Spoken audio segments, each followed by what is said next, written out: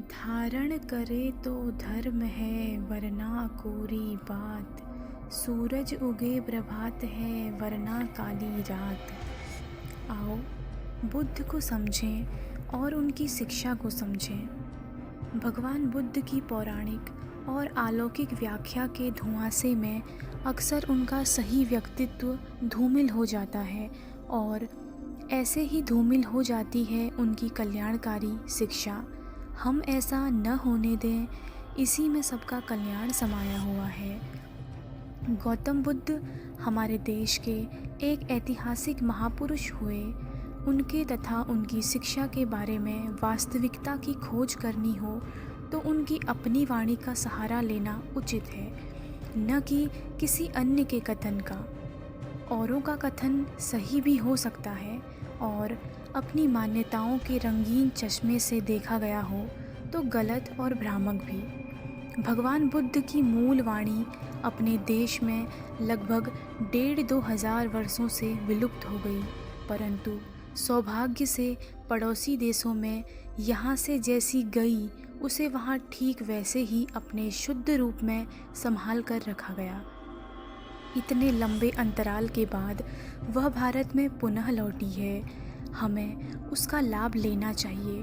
भारत के इस अनमोल ऐतिहासिक साहित्य का वैज्ञानिक अध्ययन करने पर भगवान बुद्ध और उनकी शिक्षा के बारे में अनेक तथ्य स्पष्टतया उजागर होते हैं। बोधिसत्व सिद्धार्थ गौतम अनेक जन्मों के परिश्रम पुरुषार्थ द्वारा पारमिताओं का यानी भवसागर से पार उतरने के लिए आवश्यक धर्म गुणों का परिपूर्ण संचय संग्रह कर इस अंतिम जन्म में सम्यक रूप से संबुद्ध बने, यानी स्वयं बुद्ध बने।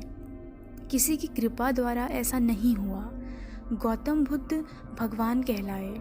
आज के भारत की सामान्य भाषा में भगवान का अर्थ ईश्वर या परमात्मा हो गया है, परंतु कई शताब्दी पूर्व के भारत की जनभाषा में इसका अर्थ कुछ और ही था।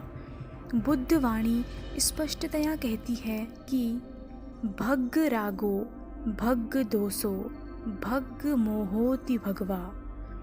जिसने अपने राग भग्न कर लिए, द्वेष भग्न कर लिए, मोह भग्न कर लिए, वह भगवान है।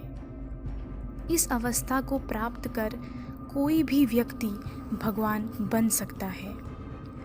भगवान बुद्ध कोई दार्शनिक नहीं थे, न उनकी कोई दार्शनिक मान्यता थी और न ही उन्होंने कोई दार्शनिक मान्यता स्थापित की थी।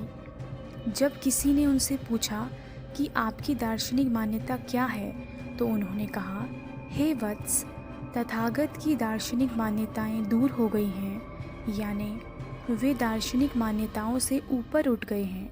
उन्होंने इस तथ्य को भली भांति जान लिया था कि भिन्न भिन्न लोग अपनी अपनी दार्शनिक मान्यता के किस प्रकार जकड़े रहते हैं। इसी को दृढ़तापूर्वक आसक्तिजन्य अभिनिवेश से पकड़े रहते हैं।